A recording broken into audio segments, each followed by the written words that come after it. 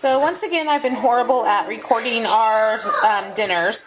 So this is my leftover lunch, and this is steak that we grilled up on Saturday night. And so we had a leftover piece, so I just chopped it up and then put it into a salad. And this is what we use to marinate our steak. We absolutely love it. We can only find it at one grocery store, so I don't know if you guys will be able to find it. But it's called Dale's Steak Seasoning.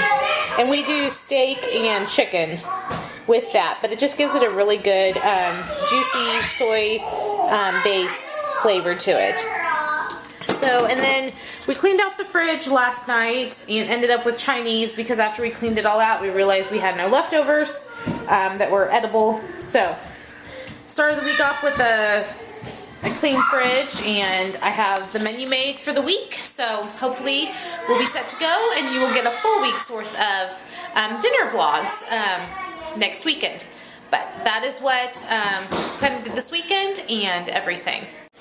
This is what we had for supper on Monday night. I grilled up the pepper jack cheese hamburgers that my family likes. And then we had cucumber with some ranch dressing. And then we had some chips left over from the weekend.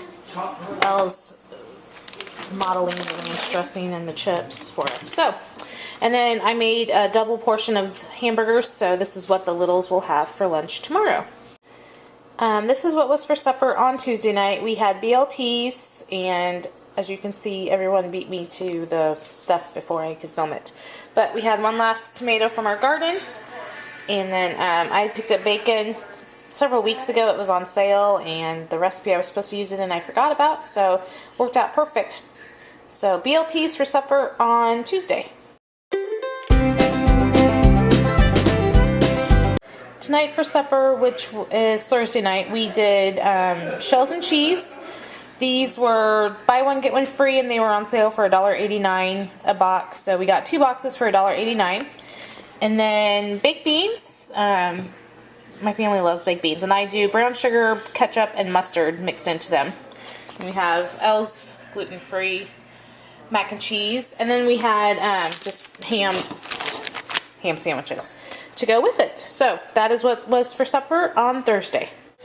Tonight is Friday night, and we did family night, and everybody wanted Sonic. So I got all of us chicken strip dinners. So that is what's for supper on Friday. This is what's for supper on Saturday night. We were supposed to have a freezer meal, and I forgot to set it out before AJ's football game that was out of town. So I just grilled up some hot dogs, and then cut up a watermelon, and cooked some frozen peas up and added butter and spices to those.